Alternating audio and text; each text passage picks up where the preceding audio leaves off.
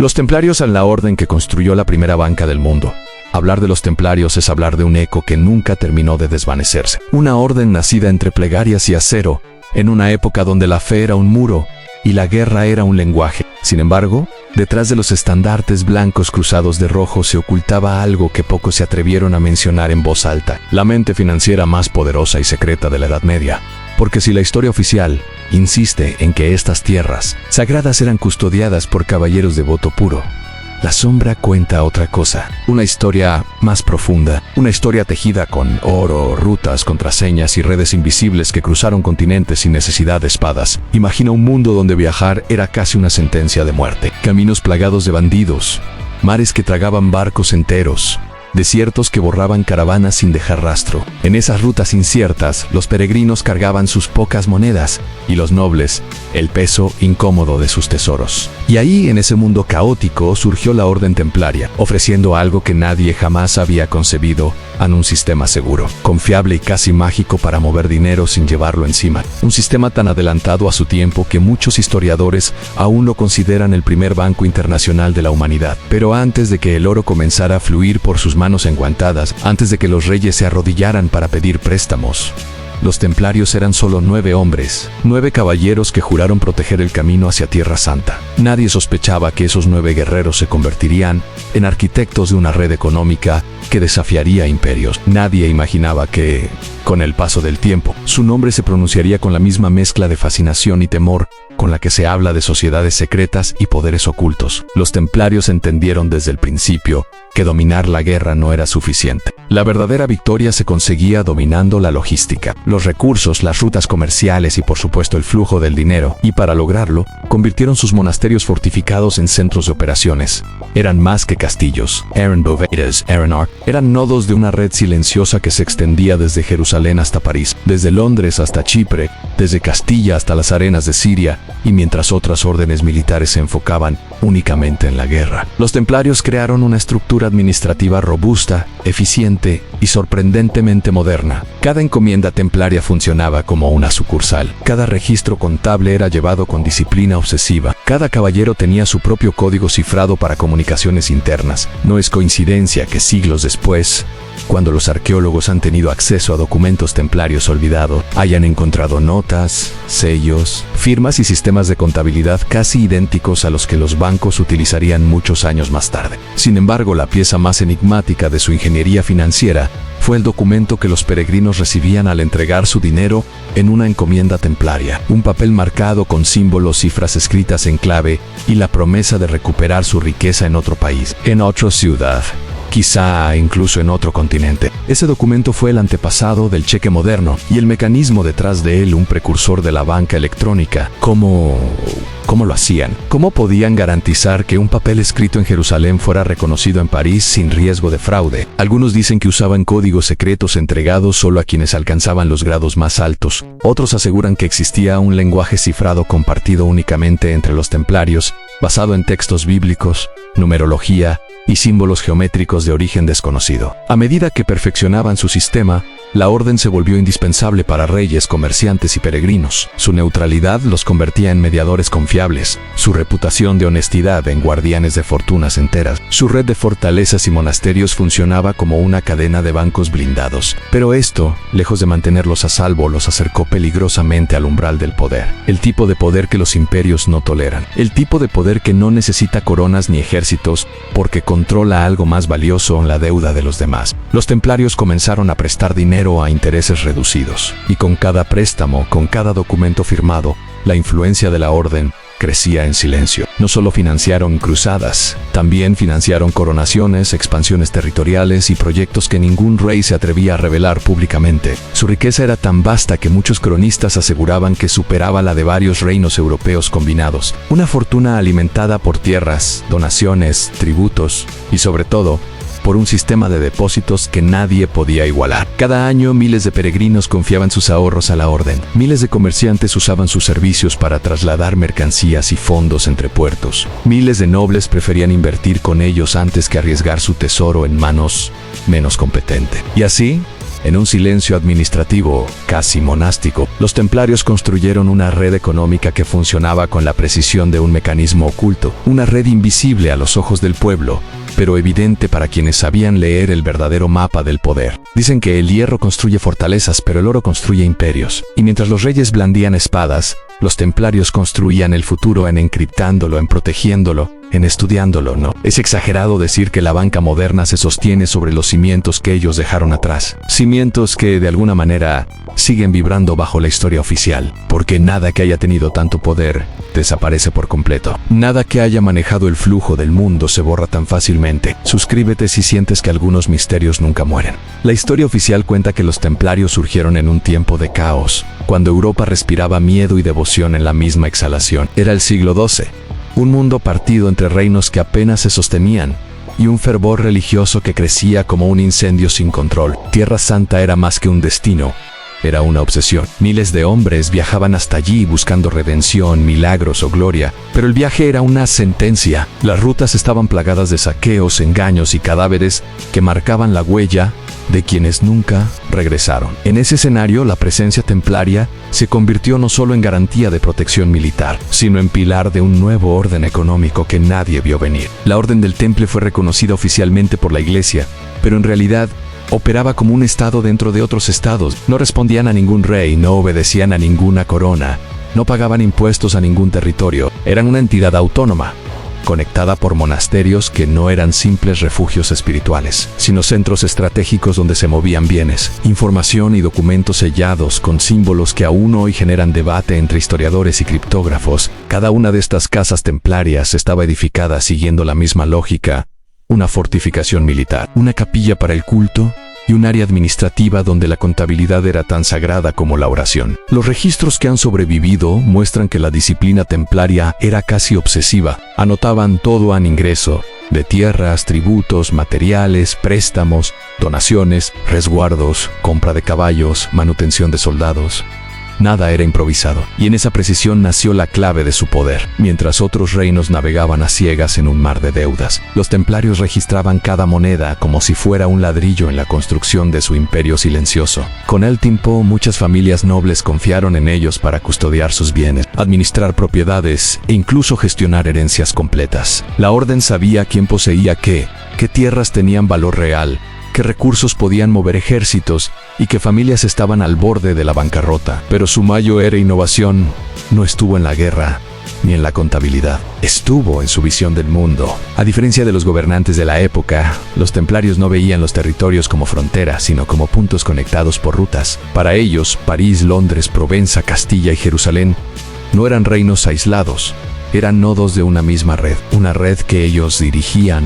Y fue así como crearon un sistema de movilidad financiera capaz de convertir un depósito en Francia en un retiro seguro en Tierra Santa, sin necesidad de transportar oro. Nadie más había logrado algo parecido. Ese mecanismo hizo que la orden obtuviera un poder inaudito, la capacidad de mover dinero donde otros solo podían mover ejércitos. Se dice que los templarios manejaban códigos inspirados en textos bíblicos, salmos específicos, combinaciones de letras y números que solo ciertas manos podían descifrar. Nada quedaba en manos del azar. Incluso los sellos oficiales tenían variantes que indicaban autenticidad, jerarquía o procedencia sin que los ojos externos lo notaran. Su mundo estaba construido sobre capas de conocimiento oculto. Es por eso que, siglos después, estudiosos y hermetistas interpretan ciertos símbolos templarios como mensajes cifrados, herencias de tradiciones esotéricas más antiguas que la misma cristiandad. Mientras su influencia crecía, también crecían los rumores. Algunos aseguraban que la orden había encontrado secretos en las profundidades del Templo de Salomón. Otros decían que habían descubierto manuscritos que revelaban conocimientos prohibidos sobre astronomía, alquimia y geometría sagrada. Lo cierto es que, tras excavar en el subsuelo del antiguo templo durante años, los templarios salieron transformados, y fueron ellos mismos quienes reforzaron su nuevo estatus, construyendo iglesias y capillas alineadas con puntos astronómicos, siguiendo patrones geométricos que hoy siguen desconcertando a arquitectos modernos. Para entonces, La orden ya no necesitaba conquistar territorios, los territorios acudían a ellos. Reyes de Europa entera les pedían préstamos para financiar campañas, comprar armamento, pagar tributos papales o cubrir gastos de coronación. Cada rey que firmaba un acuerdo con ellos quedaba atado a una red de obligaciones de la que era casi imposible escapar. Los templarios jamás se arrodillaron ante ningún monarca, pero muchos monarcas se arrodillaron ante ellos. Ese fue el verdadero inicio del conflicto, porque ningún poder terrestre tolera competencia. Y cuando la orden acumuló más riqueza que varias coronas juntas, comenzaron a ser vistos no como caballeros de la fe, sino como banqueros invencibles, como administradores del flujo económico europeo,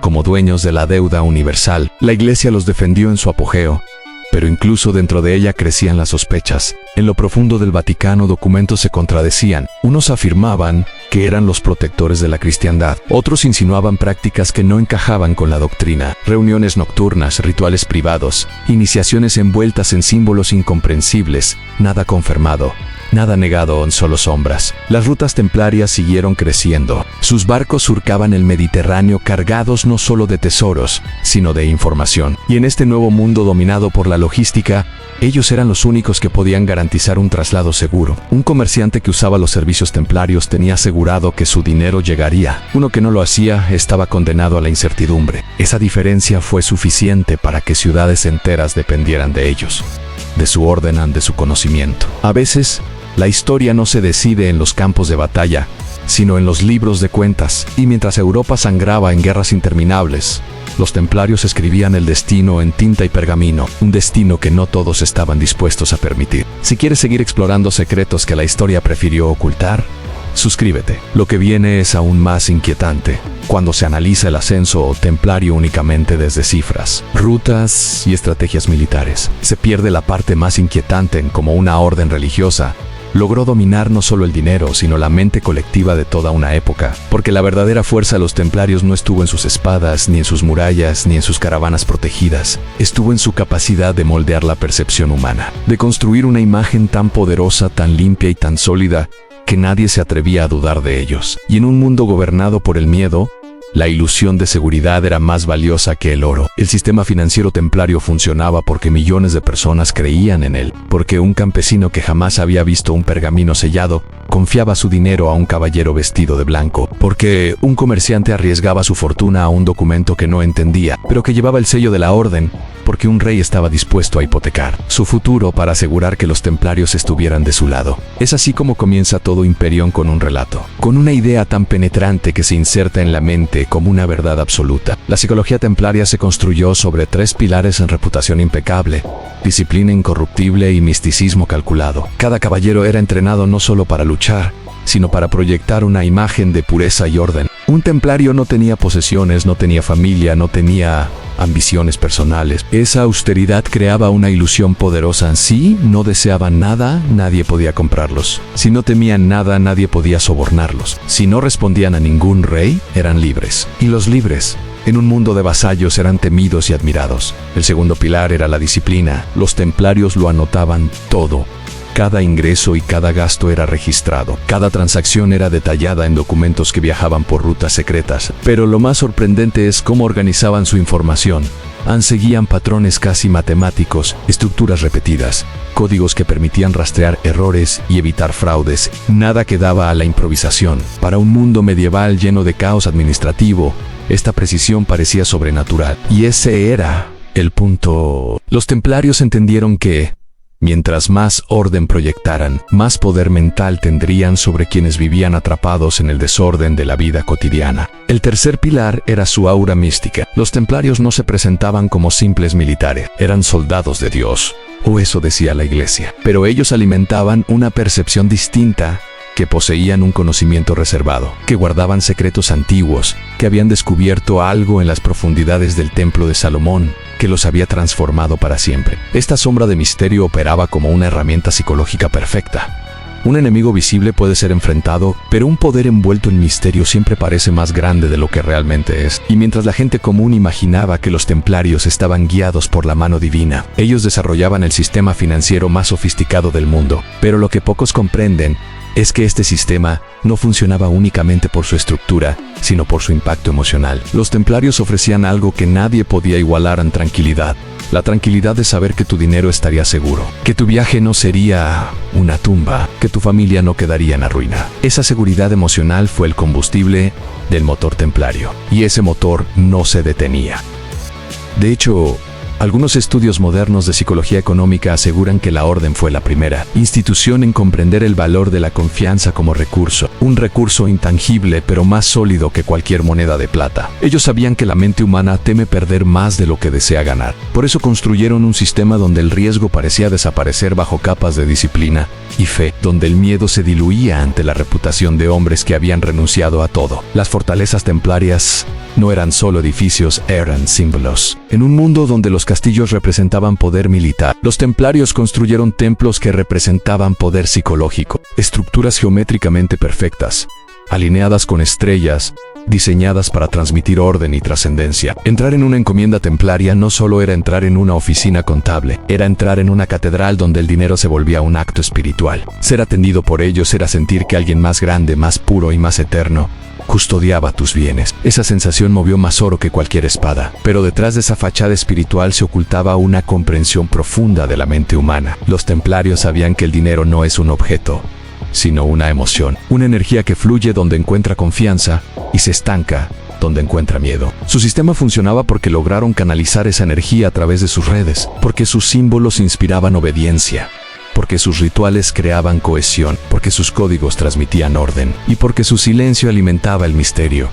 Incluso en su caída, la psicología templaria demostró su poder. Cuando fueron acusados, torturados y perseguidos, mucha gente no creyó en los cargos, porque la imagen mental que habían construido era casi indestructible, una imagen de honor y perfección que ni siquiera la manipulación política pudo borrar por completo. Siglos después, la orden sigue viva en la mente colectiva, y no porque existan aún caballeros con armaduras blancas, sino porque su legado financiero y simbólico dejó una huella emocional grabada en la historia humana. La mente humana es el banco más poderoso, y los templarios lo sabían antes que nadie. Si sientes que lo que estamos revelando despierta algo en ti, suscríbete, porque en la siguiente sección, la verdad deja de ser historia y comienza a ser revelación. Hay un punto en la historia templaria donde la narrativa oficial se quiebra, donde los documentos desaparecen, donde los registros se interrumpen y donde los silencios pesan más que las palabras. Es allí, en ese umbral de sombras, donde los investigadores modernos encuentran la pista más inquietante en que la Orden del Temple no solo creó un sistema financiero avanzado, sino que construyó algo mucho más grande, más peligroso y más incomprensible para la mentalidad medieval. Algo que incluso hoy permanece enterrado entre mitos, archivos prohibidos y teorías que las instituciones prefieren ignorar, porque lo que pocos admiten es que la banca templaria no surgió de la nada, no fue un invento improvisado en tiempos de guerra. Fue el resultado de un conocimiento adquirido, de una influencia externa, de un descubrimiento tan monumental que cambió para siempre la estructura interna de la orden. Y ese descubrimiento ocurrió en un lugar que la historia menciona, pero no explican las profundidades del antiguo templo de Salomón. Los primeros 9 templarios pasaron años excavando bajo la estructura sagrada. Nadie sabe exactamente qué encontraron. No dejaron testimonios directos, pero sí se sabe que, tras esas exploraciones, la orden creció de forma anómala.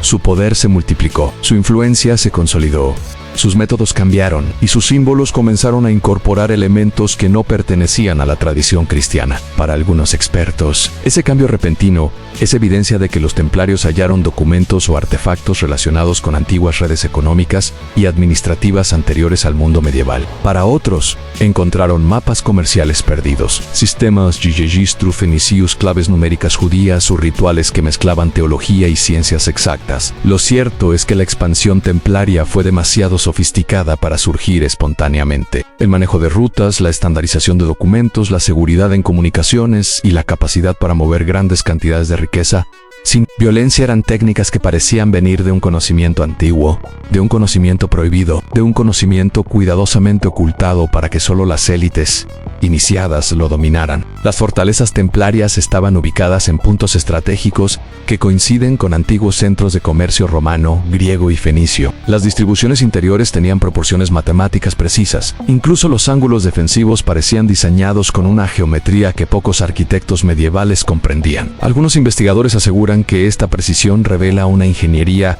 heredada de culturas anteriores. Otros sugieren que los templarios fueron custodios de un legado perdido. La sabiduría comercial y logística del mundo antiguo, destilada, archivada y transmitida en secreto a través de la orden. Pero existe una revelación aún más profunda. Los templarios no solo replicaron antiguos sistemas, los perfeccionaron. Lo que construyeron no fue una red de bancos, fue una red de control. Una estructura silenciosa que permitía monitorear el movimiento de dinero, de bienes, de rutas, de influencia. Una estructura que por primera vez en la historia unificaba información económica a escala continental. Los templarios sabían que rey estaba endeudado, que ducado prosperaba y que ciudad se estaba hundiendo en deudas. Sabían que rutas eran rentables, que puertos eran inestables y que territorios podían ser manipulados a través del financiamiento o la falta de él. Tenían, en otras palabras, el primer mapa financiero global, porque mientras los reyes luchaban por tierras, los templarios luchaban por datos. Y quien controla la información controla el poder. Esa fue su revelación. La guerra no se ganaba con espadas, sino con números. El dominio no se ejercía con castillos, sino con deuda. La autoridad no caía del cielo, sino de los libros contables. Algunos documentos secretos del Vaticano insinúan que la orden se acercaba peligrosamente a una independencia total, que su poder económico era tan inmenso que podían financiar o arruinar reinos sin mover un solo soldado, que podían alterar el comercio europeo con una sola orden enviada desde París, que podían sostener o derribar economías enteras en cuestión de meses. Ese nivel de poder era inimaginable para la mentalidad medieval. Era inaceptable, era intolerable. Y fue entonces cuando comenzó su caída, no por herejía, no por rituales secretos, no por supuestos pactos con entidades desconocidas. Su caída comenzó porque la orden había construido algo que ningún rey podía permitir en la primera estructura financiera independiente del mundo. Una estructura tan avanzada que solo siglos después volvería a aparecer bajo otros nombres en banca central, deuda nacional, interés compuesto, redes crediticias internacionales. La Orden del Temple, en esencia, había creado el prototipo de la economía moderna. Y esta revelación tiene un eco inquietante. Cuando fueron arrestados, los templarios no opusieron resistencia violenta, no quemaron sus archivos, no destruyeron sus códigos, solo guardaron silencio. Un silencio tan profundo que generó más preguntas que respuestas. ¿Acaso sabían que su obra sobreviviría más allá de su propio final? ¿Acaso confiaban en que el sistema que construyeron volvería a surgir disfrazado siglos después? ¿O acaso sabían que nada en este mundo puede detener una idea cuyo tiempo ya había llegado? Porque la desaparición de la orden no borró su legado. Al contrario, su estructura económica fue absorbida, reinterpretada y reutilizada por reinos, iglesias y más tarde, bancos privados. Y muchos de los secretos que ellos manejaron siguen vigentes: códigos contables, rutas comerciales, sistemas de crédito, mecanismos de préstamo seguro. Incluso sus símbolos, como la cruz pateo o la arquitectura circular, reaparecen una y otra vez en instituciones modernas, como si una sombra templaria aún caminara detrás de la historia oficial. Pero la revelación más perturbadora está en un detalle que muchos pasan por alto. Cuando la orden cayó, desapareció un tesoro gigantesco, oro por toneladas en documentos, mapas, en sellos, en códigos, y lo más importante, en sus libros de contabilidad. Nunca fueron encontrados, nunca fueron registrados, nunca volvieron a aparecer. Fueron destruidos, fueron escondidos, fueron entregados a otra orden, o acaso fueron utilizados para fundar un nuevo sistema bajo otro nombre. Hay quienes creen que el legado templario nunca murió, que simplemente cambió de rostro, que la red que ellos construyeron sigue viva, fragmentada en instituciones que controlan el flujo económico actual, que el sistema financiero global que hoy rige el mundo es una extensión moderna, silenciosa y disfrazada de aquella estructura medieval. Si alguna parte de esta revelación te hizo dudar de la historia oficial, espera la última sección. Allí comprenderás por qué lo desaparecido a veces pesa más que lo visible. Lo que acabas de escuchar no busca que creas, sino que recuerdes. Hay historias que, aunque envejecen con los siglos, nunca dejan de respirar. Se esconden entre grietas del tiempo, susurran desde documentos incompletos, brillan detrás de símbolos que nadie termina de descifrar. La historia templaria es una de ellas, una sombra que atraviesa generaciones, un eco que regresa siempre que el mundo enfrenta preguntas demasiado grandes para ser ignorada, porque los templarios no fueron simplemente caballeros de la cruz, ni militares de un proyecto religioso. Fueron arquitectos del poder, constructores de un sistema que sobrevivió a su propia desaparición. Y esa supervivencia, silenciosa e incómoda, dice más de ellos que cualquier crónica medieval. Hoy, Cuando observamos el mundo con una mirada atenta, podemos identificar patrones inquietantemente familiares, instituciones financieras que mueven fortunas invisibles, redes globales que conectan regiones lejanas con una eficiencia que desafía la lógica común, sistemas de crédito basados en confianza, códigos y registros electrónicos, entidades que no pertenecen por completo a ningún país, pero influyen en todos ellos. Parecen estructuras modernas, nacidas de la tecnología, pero en sus cimientos encontramos algo más antiguo, algo que se parece demasiado a lo que los templarios construyeron entre plegarias y polvo del desierto. La idea de que la riqueza puede moverse sin tocarse. La idea de que un documento tiene más poder que una espada. La idea de que la deuda puede someter a un rey mejor que cualquier ejército. La idea de que el control no se ejerce con violencia, sino con administración.